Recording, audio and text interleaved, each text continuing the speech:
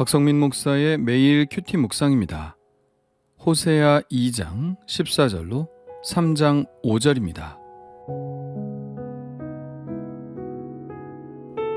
그러므로 보라, 내가 그를 타일러 거친 들로 데리고 가서 말로 위로하고 거기서 비로소 그의 포도원을 그에게 주고 아골 골짜기로 소망의 문을 삼아 주리니 그가 거기서 응대하기를 어렸을 때와 애굽 땅에서 올라오던 날과 같이 하리라.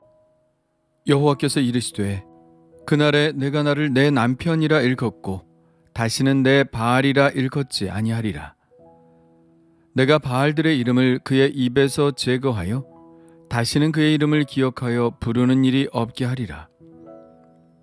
그날에는 내가 그들을 위하여 들짐승과 공중의 새와 땅의 곤충과 더불어 언약을 맺으며 또 이 땅에서 활과 칼을 꺾어 전쟁을 없이 하고 그들로 평안히 눕게 하리라. 내가 내게 장가들어 영원히 살되 공의와 정의와 은총과 긍휼이 여김으로 내게 장가들며 진실함으로 내게 장가들리니 내가 여호와를 알리라. 여호와께서 이르시되 그날에 내가 응답하리라. 나는 하늘에 응답하고 하늘은 땅에 응답하고 땅은 곡식과 포도주와 기름에 응답하고 또 이것들은 이스라엘에 응답하리라. 내가 나를 위하여 그를 이 땅에 심고 긍휼히 여김을 받지 못하던 자를 긍휼히 여기며 내 백성 아니었던 자에게 향하여 이르기를 너는 내 백성이라 하리니 그들은 이르기를 주는 내 하나님이시라 하리라 하시니라. 여호와께서 내게 이르시되 이스라엘 자손이 다른 신을 섬기고 건포도 과자를 즐길지라도 여호와가 그들을 사랑하나니 너는 또 가서 타인의 사랑을 받아 음녀가 된 그 여자를 사랑하라 하시기로 내가 은 15개와 보리 한 호멜 반으로 나를 위하여 그를 사고 그에게 이르기를 너는 많은 날 동안 나와 함께 지내고 음행하지 말며 다른 남자를 따르지 말라. 나도 내게 그리하리라 하였노라. 이스라엘 자손들이 많은 날 동안 왕도 없고 지도자도 없고 제사도 없고 주상도 없고 에봇도 없고 드라빔도 없이 지내다가 그 후에 이스라엘 자손이 돌아와서 그들의 하나님 여호와와 그들의 왕 다윗을 찾고 마지막 날에는 여호와를 경외함으로 여호와와 그의 은총으로 나아가리라. 아멘. 2장의 전반부에서는 하나님이 이스라엘에 대한 분노를 쏟아내셨는데요. 14절부터는 다시 돌이켜 아내 이스라엘에 대한 사랑을 드러내십니다. 그녀 곧 이스라엘을 타일러 거친 들로 데리고 가서 말로 위로하시겠다고 하시죠. 거기에서 그에게 포도원을 주고 아골 골짜기로 소망의 문을 삼아 주시겠다고 하십니다. 아골 골짜기는 슬픔, 불행을 뜻하는 말로 이 골짜기는 여리고에서 예루살렘으로 가는 길에 있습니다. 여호수아 7장에 나오는 사건에서 유래한 골짜기인데요. 아이성 정복의 실패의 원인이 된 아간의 돌무덤이 있는 곳이죠. 이곳은 실패의 현장이고 슬픔과 불행의 현장인데 이제 이 아골 골짜기를 소망의 문으로 삼으시겠다는 것입니다. 이것은 아마도 나중에 포로로부터 귀환하게 될 때 여리고의 아골 골짜기가 예루살렘으로 들어오는 관문이기 때문에 그런 것일 것입니다. 그러니까 이 상황은 하나님의 징계 이후의 상황이겠죠. 그 아골 골짜기에서 이스라엘은 하나님을 대할 때 다시 어렸을 때와 애굽 땅에서 올라오던 날과 같이 할 것이라고 말씀하십니다. 어렸을 때는 아직 가나안 땅에 들어가지 않았을 때입니다. 광야 생활을 할 때겠죠. 지금은 가나안의 우상과 음란함에 빠진 상태이지만 그때는 보잘것없이 보이기는 했어도 순결한 처녀의 몸이었죠. 포로기 후에는 그때로 다시 돌아가서 하나님을 내 남편이라 일컫고 다시는 내 바알이라 일컫지 않을 것입니다. 하나님께서 바알의 이름을 이스라엘의 입에서 제거해 버리시고 다시는 그 이름을 기억하여 부르는 일이 없도록 하실 것입니다. 바알이라는 이름의 뜻은 본디 주인을 말하죠. 이제는 바알을 주인이라고 하지 않고 하나님을 남편, 곧 주인이라고 부를 것이라는 말입니다. 그 날에는 하나님이 이스라엘을 위하여 들짐승과 공중의 새와 땅의 곤충과 더불어 언약을 맺으실 것입니다. 아니, 그런데 왜 이런 짐승들과 언약을 맺으신다는 것일까요? 28절의 말씀은 에스겔 34장의 말씀과 매우 유사한데요. 이렇게 되어 있습니다. 내가 또 그들과 화평의 언약을 맺고 악한 짐승을 그 땅에서 그치게 하리니 그들이 빈들에 평안히 거하며 숲을 가운데에서 잘지라. 평안히 눕게 하겠다는 말씀이 같죠. 성경에서 보통 동물들이 나오는 경우는 하나님께서 주시는 평안과 번영을 이야기합니다. 만물을 창조하시고 나서도 그랬고 노아의 홍수가 지난 다음에도 그러셨죠. 그 땅에 평화와 번성을 주시겠다는 말씀인 것이죠. 그 다음에 이어 나오는 말, 이 땅에서 활과 칼을 꺾고 전쟁을 없이 하고 라는 말씀이 그 사실을 뒷받침하고 있죠. 그리고 하나님은 다시 이스라엘과 장가를 드시겠다고 하십니다. 그런데 어떻게 장가를 드시냐면 공의와 정의와 은총과 긍휼이 여김으로 장가 들고 진실함으로 장가 드시겠다고 하십니다. 이것은 일종의 신랑 지불금을 떠올리게 하는데요. 신랑은 신부를 데리고 올 때 신부의 집에 신랑 지불금을 주어야 했죠. 이것은 신부를 사온다는 개념이 아니라 신부의 노동력을 잃는 것에 대한 대가와 더불어 신부가 신랑에게로 올 때 가지고 오는 것들에 대한 지불의 개념입니다. 그러나 이것만 있지는 않았죠. 신랑은 신부에게 마땅히 주어야 할 선물을 주어야 했는데 지금 하나님이 이스라엘에게 주시겠다고 하시는 것은 신랑 지불금이라기보다는 신부에 대한 선물의 개념이 더 강한 것이겠죠.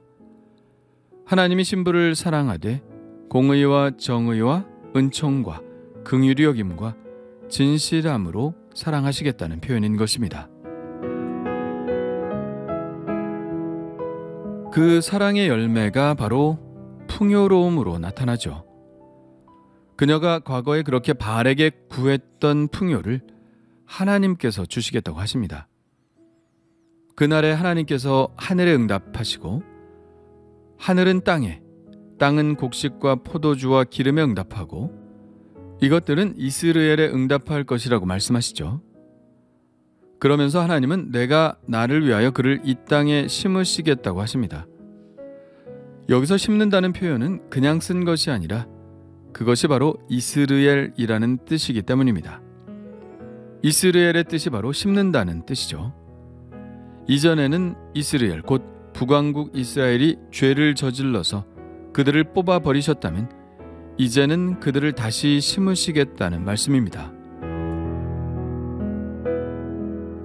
그렇게 이스라엘을 심고 또 긍휼히 여김을 받지 못하던 자를 긍휼히 여기며 내 백성 아니었던 자에게 내 백성이라고 하시겠다고 하시며 그들은 주는 내 하나님이시라고 고백하게 될 것이라고 하십니다.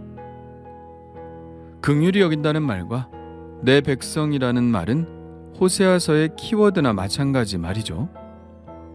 호세아의 두 번째 자식의 이름이 로루하마이고 세 번째 자식의 이름이 로암미인데 그 뜻이 각각 긍휼히 여김을 받지 못하는 자와 내 백성이 아니라는 뜻이었죠. 그러나 이제는 로루하마가 아니라 루하마 곧 긍휼히 여기시고 로암미가 아니라 암미 내 백성으로 삼으시겠다는 말씀입니다. 그러고 보니 첫째 자식 이름이 이스라엘이었죠. 여기 세 자녀의 이름이 다시 등장하면서 그 자녀들의 이름을 새롭게 하시겠다는 말씀을 하고 계시는 것이죠. 이 말씀을 하신 후 하나님은 이 말씀을 뒷받침할 상징 행위를 통해서 이 말씀을 확증하시는데요. 호세아에게 세 자녀를 낳고 집을 나가 음녀가 된 그 여자를 데리고 와서 다시 사랑하라고 하십니다. 그래서 호세아는 은 15개와 보리 한 호멜 반으로 고멜을 다시 사오죠. 그녀는 다시 방탕한 길로 나아갔다가 경제적으로 예속되는 상태에 이르게 된 것 같습니다. 호세아는 고멜을 속량하고 데리고 와서 하나님이 말씀하신 대로 이렇게 말합니다. 너는 많은 날 동안 나와 함께 지내고 음행하지 말며 다른 남자를 따르지 말라. 나도 내게 그리하리라. 호세아는 이렇게 집을 나간 고멜을 다시 아내로 맞이하여 그녀를 사랑하기를 마지 않습니다. 이것은 온갖 배신에도 불구하고 이스라엘을 다시 맞아주시겠다는 하나님의 마음을 말해주는 것이죠. 이 이야기 끝에 이 일들이 앞으로 어떻게 일어날 것인지 예언의 말씀을 주시는데요. 4절과 5절입니다.